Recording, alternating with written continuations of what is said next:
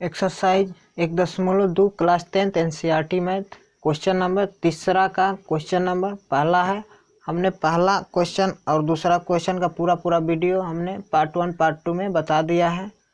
अब पार्ट 3 हम बताने जा रहे हैं। ठीक है, जो दिया है अभाज्य गुणनखंड विधि द्वारा निम्नलिखित पूर्णांकों के HCF और LCM ज्ञात कीजिए। अभी हमने पार्ट 2 में पढ़ा था तो उसमें केवल 2 दिया था अंक। ठीक है, 2 अंक का निकालने का HCF और LCM, और इसमें 3 अंक दिया हुआ है HCF और LCM निकालने का। ठीक है, नियम तो वही होता है, सबका नियम वही होगा, 2 ही वाला नियम होता है। ठीक है, तो आइए हम लोग देखते हैं। यहाँ पे 3 दिया है तो यहाँ पे तीनों का निकालेंगे, कोई दिक्कत नहीं है। यहाँ पे 12 हो जाएगा, यहाँ पे 15 हो जाएगा और यहाँ पे 21 हो जाएगा। ठीक है, यहाँ पे 15 है। सबसे पहले यहाँ पे 12 को हम डिवाइड करेंगे 2 से। 2 छक्का 12, 2 तिहाई 6, 3 1 जा 3।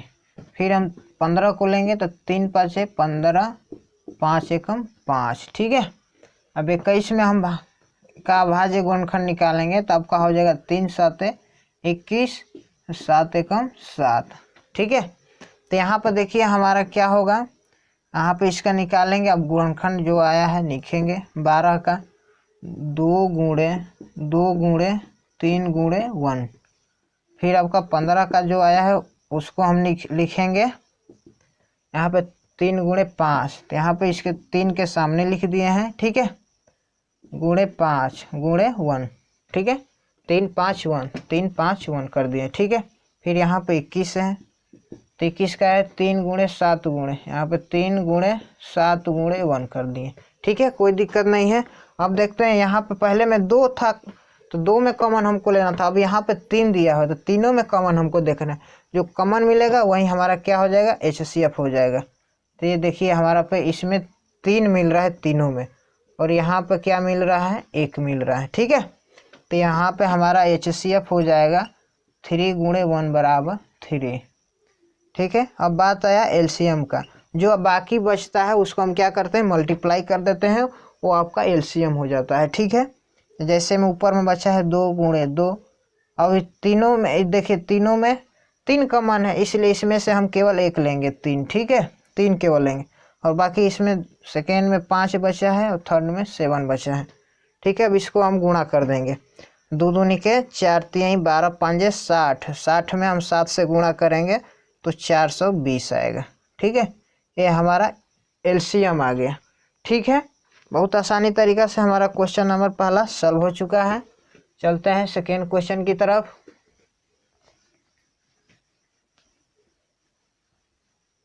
अभी तक आप लोग वीडियो को लाइक नहीं किए हैं तो प्लीज़ आप लोग वीडियो को लाइक कीजिए और बेल का आइकन जरूर दबाइए। अब सेकेंड क्वेश्चन दिया हुआ है आपका 17,23 और आपका दिया हुआ है 29। ठीक है, अब यहाँ पे देखिए 17, 23 और 29, ये तीनों का तीनों जो संख्या है क्या है, एक अभाज्य संख्या है। क्या है भाई, अभाज्य संख्या है। ठीक है, अभाज्य संख्या होता है तो अभाज्य संख्या का हमेशा HCF क्या होता है, 1 होता है। जब भी अभाज्य संख्या आएगा तो अभाज्य संख्या का HCF क्या होता है, हमेशा 1 होता है। ठीक है, तो ये हमारा यहाँ पर HCF 1 हो जाएगा। और बात हुआ LCM का, तो LCM के लिए हम क्या करेंगे, तीनों को मल्टीप्लाई कर देंगे। ठीक है, जो नया अंक आएगा वही हमारा क्या हो जाएगा, इसका LCM हो जाएगा। ठीक है, तो इसको गुणा करने पे इतना है 1 1 3 3 9 ये आएगा। ठीक है, इसको गुणा करिएगा तो LCM इसका कितना आएगा, 11,339। ठीक है, ये हमारा सेकेंड क्वेश्चन भी बन गया है। चलते हैं थर्ड क्वेश्चन की तरफ।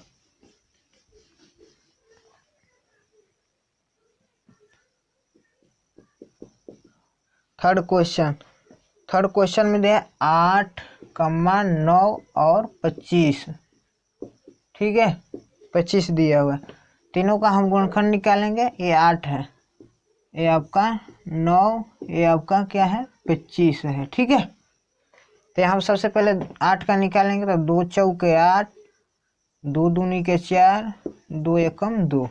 फिर हम 9 का निकालेंगे तितली का 9, 3 1 जा 3 हो जाएगा। ठीक है, 25 का निकालेंगे, 5 25, 5 एकम 5।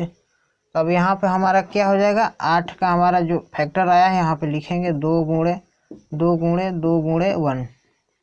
फिर यहाँ पे 9 का जो फैक्टर आया हुआ यहाँ पर हम लिखेंगे 3 गुणे 3 गुणे 1। और आपका 25 का जो गुणनखंड आया है 5 गुणे 5 गुणे 1। ठीक है, अब यहाँ पे देखिए तीनों में क्या है, केवल एक कॉमन मिल रहा है। क्या है, केवल एक कॉमन मिल रहा है। ठीक है, तो इसका हमारा एलसीएम जो हो जाएगा आपका, सॉरी यहाँ पे एचसीएफ जो हो जाएगा आपका 1 हो जाएगा। ठीक है, क्योंकि एक इसमें मिल रहा है। ठीक है, सब में एक मिल रहा है, इसलिए आपका एचसीएफ 1 हो जाएगा। अब रहा बात एलसीएम का, अब इसको क्या करेंगे, सभी को मल्टीप्लाई कर देंगे। 8 गुणे 9 गुणे 25। ठीक है, इसको हम गुणा करेंगे तो आपका आ जाएगा 1800। कितना आ जाएगा, 1800, यानी कैल्शियम कितना आया, 1800 आया। ठीक है, ये हमारा क्वेश्चन नंबर 3 का पार्ट 1, पार्ट 2 और पार्ट 3 भी बहुत आसानी तरीका से बन गया है। अब चलते हैं क्वेश्चन नंबर 4 की तरफ। ठीक है,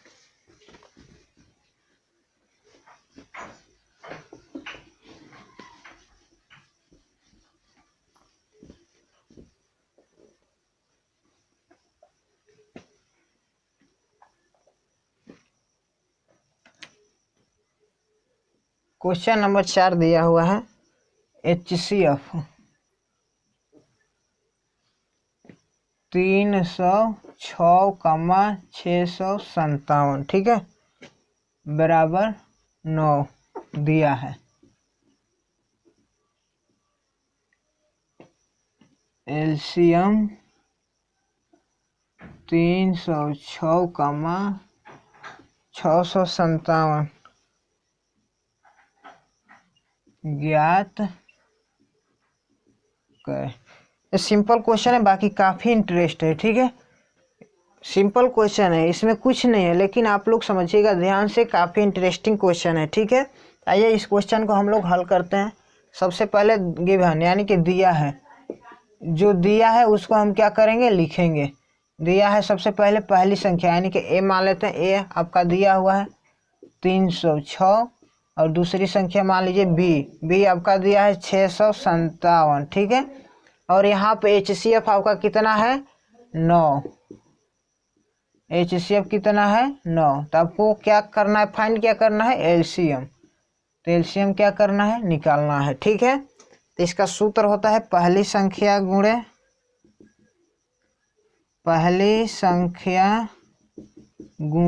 दूसरी संख्या बराबर होता है एचसीएफ गुणे एलसीएम। ठीक है, ये सूत्र है, इसी सूत्र पे हम इसका मान निकालेंगे एलसीएम। ठीक है, देखिए पहली संख्या हमारा क्या है, 306 गुणे दूसरी संख्या क्या है, 657 बराबर एचसीएफ आपका दिया हुआ है 9। ठीक है, एचसीएफ दिया है 9 गुणे एलसीएम नहीं दिया तो एलसीएम लिख देंगे। ठीक है, अब देखिए यहाँ पे एलसीएम हमको निकालना है, तो एलसीएम बराबर लिख देंगे, जो इसमें गुणांक है ये कहाँ चला जाएगा, डिवाइड में हो जाएगा। ठीक है, और बाकी ये ऊपर हो जाएगा 306 गुणे 657। अब भाग देंगे इसमें तो हो जाएगा 9 7 63। ठीक है, 2 बचेगा, 9 3 27। तो यहाँ पे बचेगा 306 गुणे 73।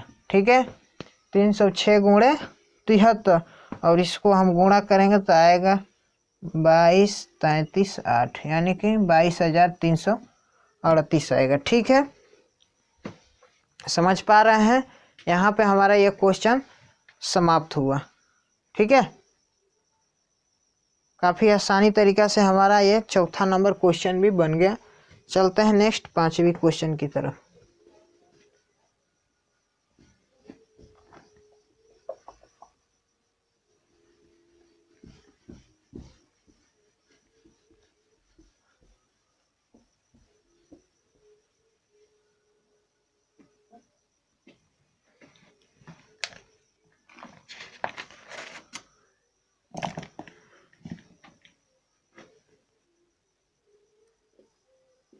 क्वेश्चन नंबर 5 देखिए दिया है,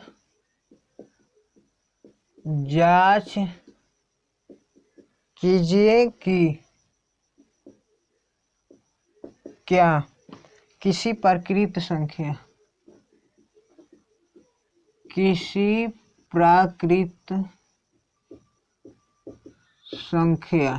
ठीक है, किसी प्राकृत संख्या n के लिए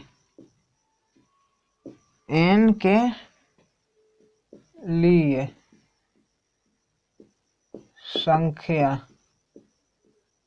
6 के पावर n अंक 0 पर समाप्त हो सकती है,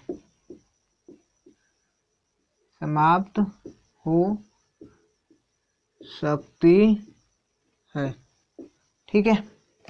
अब हमको क्या करना है, जांच करना। काफ़ी इंटरेस्टिंग क्वेश्चन है, बार बार एग्जाम में पूछता है, ठीक है, इसको ध्यान से समझिएगा। यहाँ पे बोल रहा है जांच कीजिए कि क्या किसी प्राकृत संख्या n के लिए संख्या 6 के पावर n अंक 0 पे समाप्त हो सकती है। तो आइए हम लोग देखते हैं। देखिए यहाँ पे 6 के पावर n दिया हुआ है, यहाँ पे 4 के पावर n भी हो सकता है, यहाँ पे 12 के पावर n भी हो सकता है, या 10 के पावर n भी हो सकता है, ठीक है। यहाँ पर क्वेश्चन में दिया है, परीक्षा में इसमें से किसी को भी बदल कर भी दे सकता है, ठीक है। इसलिए आप इस बेसिक को आप समझेंगे तो आप बना सकते हैं, ठीक है। ये किसी पर भी बना कर दे सकता है, केवल ये क्वेश्चन में 6 के पावर n दिया हुआ है तो इससे कोई दिक्कत नहीं है। तो आइए हम लोग सबसे पहले देखेंगे रिजल्ट, ठीक है। रिजल्ट जो है इसका रिजल्ट, यदि कोई संख्या 0 पर समाप्त होना चाहती है तो उसका, ठीक है, अभाज्य गुणनखंड